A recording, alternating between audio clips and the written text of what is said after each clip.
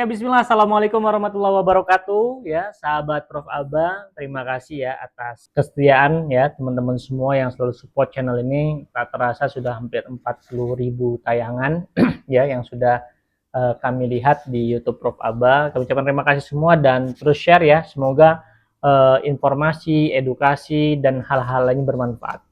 Pertama tentunya saya dan Prof. Aba turut berduka cita ya Prof sebelum mengawali YouTube ini untuk para korban-korban demonstran.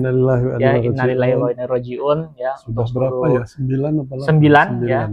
Data terakhir kita nggak tahu update terakhir seperti apa, baik yang dari sisi aparat ataupun masyarakat yang berdemo. Ya, kami turut berduka cita. Semoga keluarga yang ditinggalkan ya Allah berikan ketabahan dan tentunya perjuangan tidak boleh selesai tentunya Prof ya. Nah, menyangkut dengan peristiwa dari tanggal 25 Agustus ya, saat sudah mulai ramai-ramai ya DPR memberikan statement-statement yang membuat masyarakat emosional. Nah, mungkin kita akan tanya juga pendapat Prof. Kenapa akhirnya banyak masyarakat yang turun ke lapangan untuk berdemo? Kenapa? Why gitu Prof ya? Kenapa akhirnya banyak masyarakat yang akhirnya mungkin kalau bahasa orang tuh mendamnya udah lama, sekali keluarnya banyak gitu. Ya. Nah, mungkin dari sini akan disampaikan oleh Prof. Aba. Bagaimana Prof? Baik, terima kasih. Assalamualaikum warahmatullahi wabarakatuh. Waalaikumsalam. Teman-teman sekalian di seluruh Indonesia, kita baru saja menyaksikan demo yang luar biasa. Ini skalanya jauh lebih besar dari yang kami lakukan dulu tahun 2019. Ya. Bulannya September juga itu ya. September ya. Berber ya Pak? Ya, September itu. Dulu puncaknya itu 27-28 September. Ya. Nah, mengapa ada demo? Itu pertanyaan yang ini kan. Kalau demo itu apa kan mudah, tapi kalau mengapa kita harus menelusur ke belakang. Jadi dari dulu kalau kita bikin demo itu sumbernya pasti karena ada ketidakpuasan ya, di masyarakat. Kok gini sih gitu? Kok gini sih gitu? Kok gini sih? Sementara di tempat lain begini, kok di kita begini gitu kan? Di sana orang dihargai, kok di sini enggak gitu, dan sebagainya ya. Jadi ketidakpuasan itu kalau bahasa Jawanya kriwik-kriwik jadi kerucuk-kerucuk, lama-lama jadi berujuk-berujuk. Harusnya sih ditangkalnya itu pada saat masih kriwik-kriwik ya, itu bunyi air ya, kricik-kricik itu harusnya sudah pemerintah itu harusnya peka. Kenapa ada suara seperti itu? Mereka kan punya alat yang luar biasa, medsosnya ya. Mereka bisa melihat Mas Arta sore ini lagi ngapain, DWA-nya bisa dibaca. Ada teknologi mereka. Harusnya Kominfo misalnya itu menyeleksi ya ini suara-suara apa saja yang bakalan kalau dikanalkan itu jadi kerucukan besar. Kan mestinya sebelum tumpah ruah di jalan itu sudah mulai didengar. Ya, misalnya mulai ada demo aja di kampus, meskipun pesertanya cuma 50, 100, itu mbok ya dikirim utusan gitu ya, orang DPR, itu wakil rakyat katanya kan, apa wakil partai, atau wakil dirinya sendiri. Begitu lihat rakyat gelisah, kan harusnya dia kirim utusan, dia punya tunjangan untuk tunjangan komunikasi berapa puluh juta itu, tunjangan bensin berapa puluh juta. Jadi nggak ada alasan untuk tidak merespon, tapi kan enggak. Demo kecil di sini, demo kecil di sana, demo kecil di sana, dibiarkan saja. Andaikan kita hitung mulai zaman Pak Jokowi, itu beliau sudah 10 tahun. Ya, pada saat kampanye saya ini suka dikritik. Kalau mau demo silahkan aja demo. Saya menunggu kalian mendemo. Begitu ada demo beneran, dia nggak muncul. Itu bukan sekali dua kali, tapi bertubi-tubi. Ya. Terakhir yang saya masih ingat, November 2018, guru honorer yang pernah dijanjikan nanti kalau gua terpilih jadi presiden, guru honorer akan diangkat jadi guru tetap semua. Datang perwakilannya ke Indonesia, ribuan kalau nggak salah. Seingat saya sampai bikin stage-nya itu kuburan, Mas. Dibikin kuburan tuh di depan istana itu di jalan raya. Ini jalan dikasih terpal dulu, terus orang selonjor gitu, dikubur beneran gitu. Ya, memprotes gitu bahwa kalau nasibnya nggak diperhatikan ya bakal ada yang mati. Kalau tak salah 2 atau 3 orang dari demonstran meninggal. Karena itu kalau seingat saya 3 hari itu demonya itu nggak pulang mereka dari mana-mana.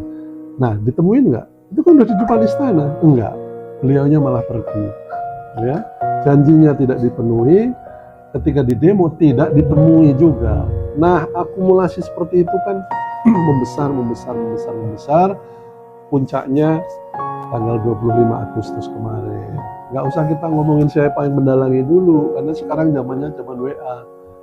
Ya, Betul. terus, wah ini dalangnya itu, wah ini yang mengkopori itu. Dulu waktu saya ditangkap polisi itu, di kantor polisi dibikin chart, saya otaknya ya. Ditulis tuh Abdul Basit, penyandang dana, pengerah massa. Wah ampunan. Jadi saya jadi tersangka mahkota namanya, ya dihajar, ya disetrum, ya pokoknya asik dah. Jadi melihat yang kemarin itu saya tidak heran. Flashback ya, Pak. Jadi mengapa ada demo? Itu adalah akumulasi kekecewaan. Nah, padahal tanggal 25 itu Pak Presiden bikin acara pemberian bintang penghargaan. Kan dia bisa dong, Bapak-bapak, kayaknya acara kita perlu kita tunda dulu. Ini rakyat bergolak, ribuan orang sudah ngumpul di depan DPR gitu ya. Kita coba dengarkan aspirasi mereka minta apa sih? Itu pun tidak dilakukan. Itu kan berarti, mohon maaf, ini mungkin kata-katanya kasar, pemerintah itu seperti punya kuping tapi budek. Nggak mungkin sih budek, yang sebenarnya terjadi menurut saya membudek, menulikan diri sendiri dari apa yang terjadi di rendah. Nah, pemicunya apa gitu kan? Salah satunya adalah tingkah para pejabat. Beras mahal, makan singkong. Cabai mahal, tanam sendiri. Itu ceplosan-ceplosan yang nggak lucu gitu kan. Perlu dana sekian banyak untuk ngasih gaji guru itu se-Indonesia sekitar 3,37 juta mas totalnya ya. Ya 3,5 juta lah kira-kira. Perlu dana sekian untuk menggaji. Kok ya bisa gitu Menteri Keuangannya bilang guru itu beban negara. Ya, meskipun dibantah belakangan mas bahwa dia nggak mengucapkan itu gitu ya, beban negara. Sebelum bilang guru beban negara sih, saya manggilnya nggak enak ya, sudahlah. Nggak mau saya manggil Bu Sri, nggak pantas dipanggil Bu.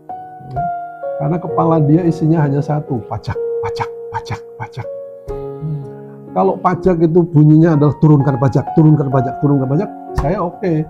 Sehingga makin tahun rakyat makin merasa ringan dengan pajak. Bagaimana caranya supaya pajak turun? Nah itu bagus. Ini yang ada di kepala dia kan bagaimana pajak naik terus. Ayo, sampean pengusaha kecil ngerasain kan? Berpajak, omsetnya dihitung orang. Ditelepon. Omsetnya dihitung orang, ditelepon, kamu baru tekan kontraknya. Awas bayar pajak. Petugas pajak itu semangat sekali karena kalau dia bisa ngumpulin pajak, misalnya targetnya 500 juta, itu dia dapat komisi. Betul. Upah pungut namanya. Nah itu kan menyebalkan buat rakyat kecil ya, rakyat kecil. Lalu ada ponakannya Pak Hasim tuh, ponakannya Prabowo juga berarti anaknya Pak Hasim. Para pemuda jangan minta tolong pemerintah terus lah, bikin usaha katanya. Dia nggak mikir apa, bikin usaha itu setengah mati.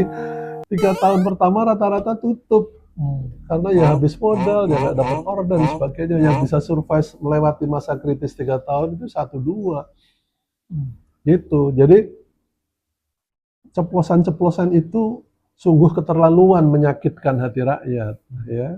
Di antara pelajar STM yang demo kemarin ditanya, ngapain kalian demo? Saya nggak terima guru saya dikatakan sebagai beban negara.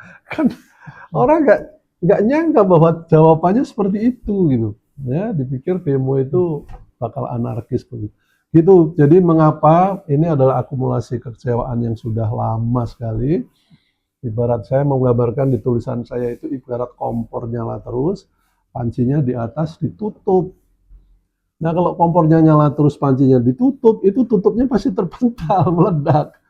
Ya harusnya sebelum mendidih dikasih lubang sedikit, jadi ada safety valve namanya, katup penyelamat, bunyi tweet, nah udah mendidih tuh, harus dimatikan kompornya. Ini sudah tweetnya sampai ke DPR, kompornya nggak dimati-matikan. Nah tadi pagi ya saya baru nulis tulisan yang terakhir di Facebook, kok yang lewat itu TikTok atau video pendeknya Menteri Agama ngasih sambutan.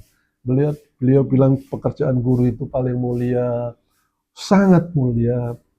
Tapi kurang Ini ringkasannya ya, kalau kata-kata persisnya saya nggak hafal. Jangan berharap kaya dengan cara menjadi guru. Kalau mau kaya, jadilah pedagang. Kalau kalian nggak sanggup jadi guru, ya berhenti saja gitu. Penghasilan kalian itu seikhlasnya amal jariah. Itu kan kurang ajar, menurut saya kurang ajar sekali. Ya, Menteri Agama mengatakan bahwa mulia. Coba kalau saya bilang Anda paling mulia di mata saya, kan harusnya saya nganterin upeti, bener nggak? Betul, Nganterin hadiah, betul. karangan bunga.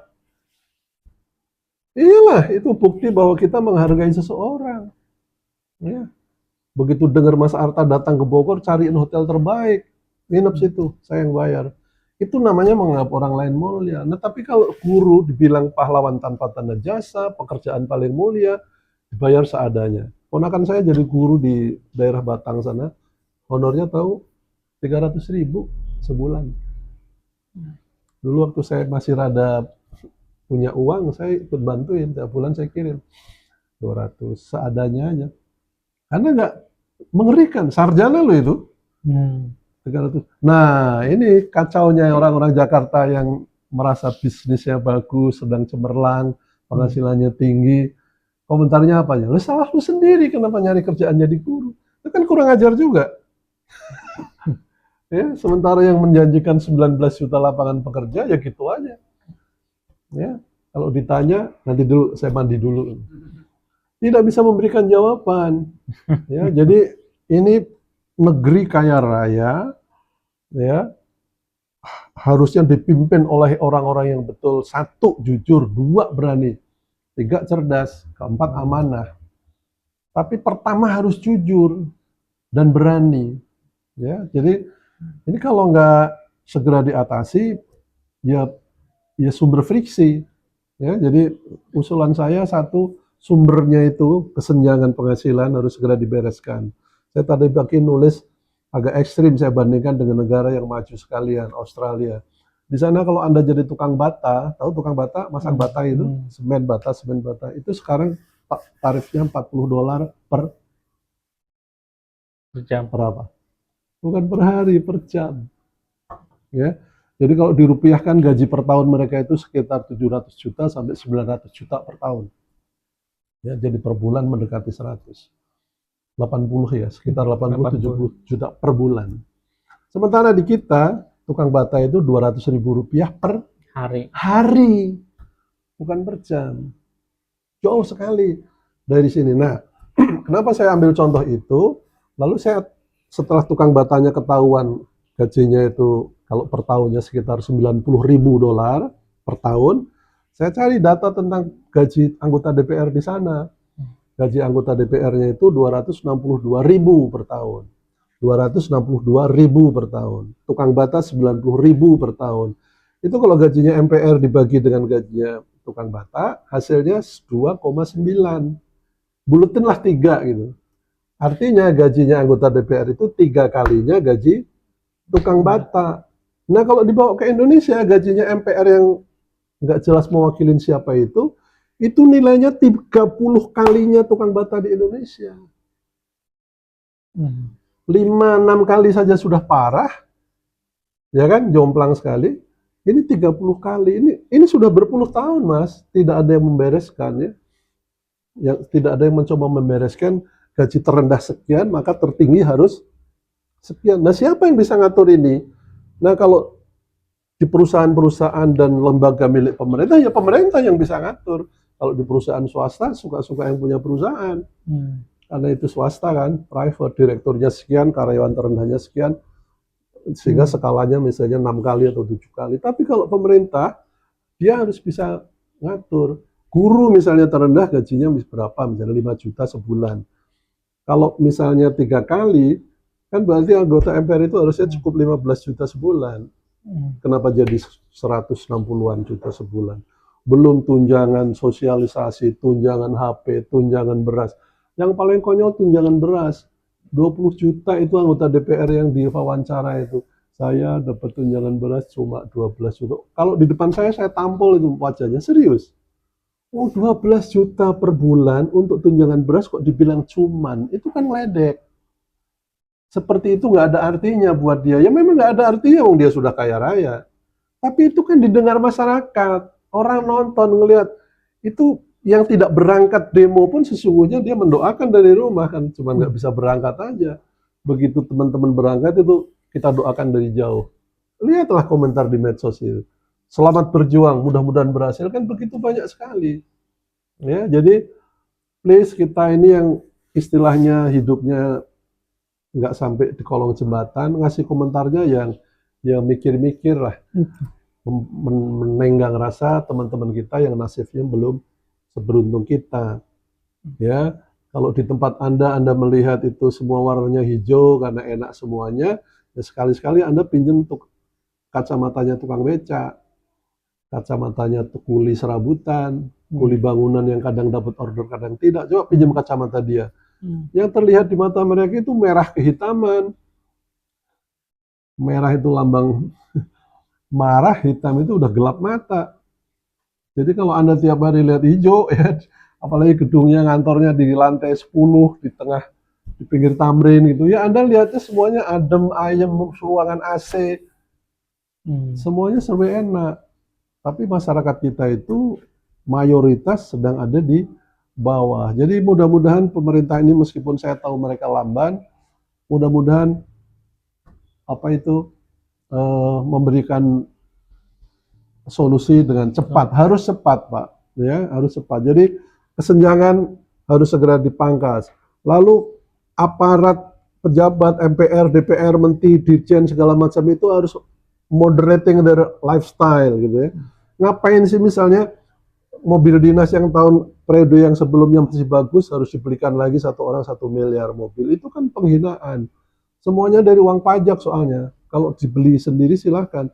Yang ya jadi mereka harus pangkas. Lihat dong negara-negara lain yang prihatin, itu salah satu langkahnya adalah memangkas gaji pegawai mereka. Coba anggota DPR itu, silahkan pada nyalek, silahkan. Gajinya cuma 20 juta sebulan. Ayo, masih pada semangat nggak?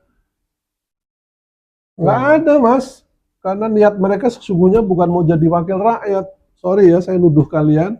Tapi sesungguhnya Anda itu sama dengan orang lain bawa emak cari kerja. Lumayan ini kantornya mentereng, namanya DPR, gajinya di atas 100 juta sebulan. Itu kan yang kalian cari?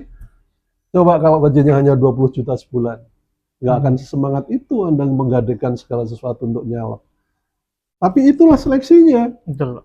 Jadi nanti yang akan betul-betul nyalek adalah orang yang siap dengan gaji hanya 20 juta sebulan. Memang dia akan kerja untuk rakyat, dia sudah selesai dengan dirinya.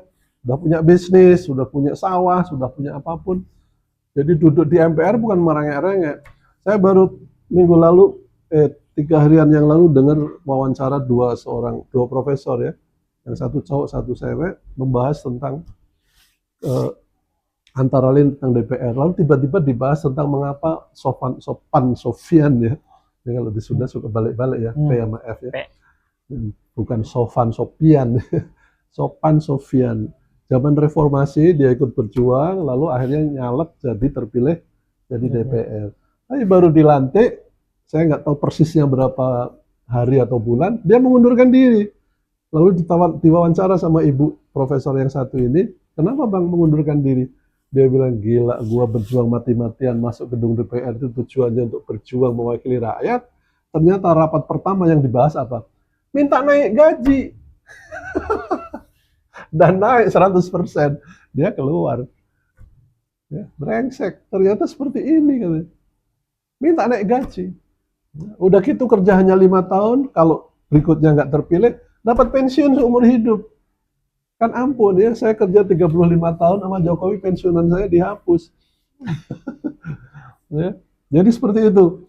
Kesenjangan hapus, para pejabat harus moderate, terutama para direksi BUMN itu kan kalau misalnya Bank Mandiri menghasilkan keuntungan sekian triliun, itu kan harus masuk ke negara. Jangan terus dari sekian persen keuntungannya itu dibagi-bagi ke mereka sehingga penghasilannya bisa miliar per bulan.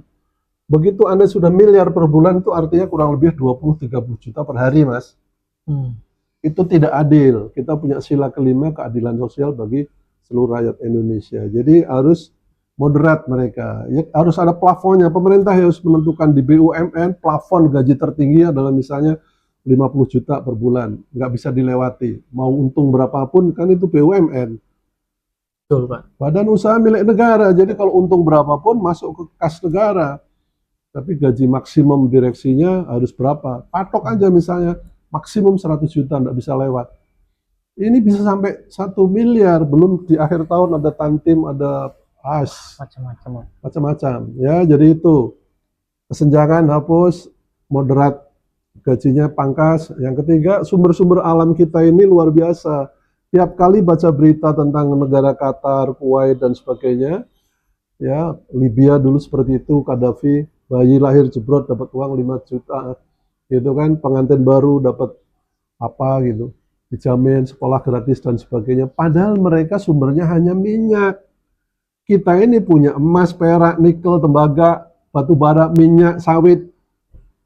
Impossible kalau negeri ini tidak menjadi kaya. Nah pertanyaannya kenapa tidak kaya? Karena dikorupsi. Australia itu angka indeks koperasinya, perception index corruption-nya itu 77. Apa itu artinya? 77 itu gampangannya kalau ada uang 100 yang hilang 23, yang 77 kepegang. Berarti korupsinya rendah, ya. Kalau bisa sampai 100 hebat. Indeksnya itu 100 itu artinya dapat 100 utuh 100, nggak ada yang bocor. Nah Indonesia berapa? 37 indeks korupsi kita. 37 itu artinya kalau dapat rezeki 100, yang hilang 63. Yang bisa masuk kantong hanya 37. Nah coba beresin itu Menteri Keuangan. Ya, ekstrimnya kalau bisa. Kenapa saya bilang kalau bisa? Karena negara lain ada yang sudah bisa. Ya, Burkina Faso itu merdeka tahun 60-an, dulunya dijajah Perancis, merdeka tahun 60-an. Dari tahun 60 tiap kali pemilu yang terpilih presidennya boneka Perancis mulu. Betul. Tahun 22 kemarin diambil alih sama seorang pemuda bernama Ibrahim Traoré. Diambil alih, dia nggak lewat pemilu. Yang lama diturunkan, dia naik jadi presiden dan dia dicintai rakyatnya. Dalam 2 tahun dia bisa menasionalkan tambang emasnya. 3 yang dikuasai Perancis diambil alih, 2 yang dikuasai Cina diambil alih. Bisa. Negara kecil. Di sini tiap kali ngomong soal Freeport ambil alih, wah susah itu, kita melanggar perjanjian internasional. Bukan susah, ente nggak berani. Atau kalah dengan sogokannya. Bahkan pada saat kontraknya sudah habis pun harusnya, udah ya habis ya, awas ya, 3 bulan lagi habis kontrak, selesai, kalian pulang semua. Enggak. Utusannya datang ke Jakarta, lobi sana, lobi situ, lobi sana, lobi situ, diperpanjang lagi. Ya, nah yang dilakukan Burkina Faso, enggak, no. Belum habis kontraknya, enggak, pulang sekarang. Kamu ganti rugi? Enggak apa-apa ganti rugi, pokoknya pulang aja dulu. Pulang aja dulu, tambangnya ditutup, diolah bangsanya sendiri, emasnya numpuk di negaranya. Mungkin sekarang sudah dapat sekitar 300 ton emas. Lalu dengan itu dia bisa mengganti rugi. Misalnya melanggar kontrak tadi, melunasi hutang dan sebagainya. Nah sekarang dalam 3 tahun, dia sudah bisa mengenolkan pajak pajak bisa 0 kalau ente kaya. 2, bunga pinjaman, Anda pengen punya modal pergi ke BRI itu harusnya bunganya 0, apalagi UMKM. 0 aja kamu orang Indonesia, pinjam di bank milik Indonesia, 0. Sekolah gratis dan sebentar lagi mungkin lewat awal tahun 2026 Burkina Faso akan memberi penghasilan kayak gaji untuk orang-orang lansianya di atas umur 60 tahun. Kerja nggak kerja, pensiunan nggak pensiunan, begitu umur 60 dapat. Nah di sini pensiunan dibilang beban negara, kan mohon maaf kurang ajar Menteri Keuangannya itu. Ya inilah akumulasi yang menumpuk.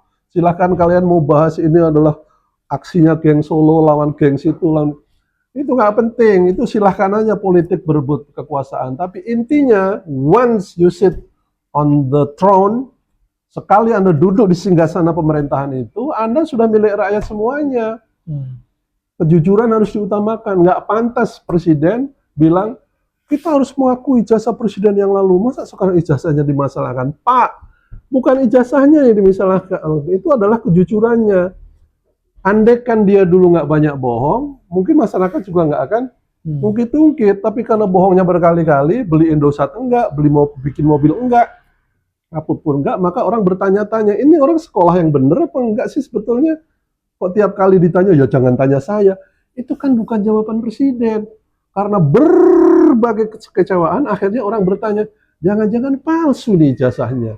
Begitu Pak sejarahnya, jangan-jangan palsu. Kalau saya mah gampang saja, katanya lulus 85. Mas kuliah nggak? Belum lulus. Andaikan tahun depan lulus, gelarnya misalnya apa? Sarjana apa? Bisnis. Misalnya gelarnya itu SB gitu ya. Begitu lulus tahun 2026, kapan gelar SB itu akan dipakai? Lulus kuliah. Ya setelah wisuda lah, terima ijazah wisuda mulai amar SP, sarjana bisnis. Nah Pak Jokowi itu mohon maaf katanya lulus S1 IGM-nya itu tahun 85. Kenapa baru dipakai insinyurnya 2012? 27 tahun kemudian. Kan itu sudah aneh, ben ajaib, ben ajaib. Selama ini kemana gelar insinyurnya? Kok bisa lulus kuliah 85, baru dipakai waktu mau nyalek di Jakarta itu nyalon jadi gubernur atau presiden tahun 2012. Itu aneh Mas. Berarti kan 15 tambah 12, 27 tahun dikemanain itu gelar insinyurnya. Itu aja udah tanda tanya besar. Why does it happen? Kenapa itu terjadi? Jadi begitu Pak Presiden. Bukan masyarakat mempertanyakan ijazahnya presiden. Karena presidennya tidak perform, maka orang meragukan.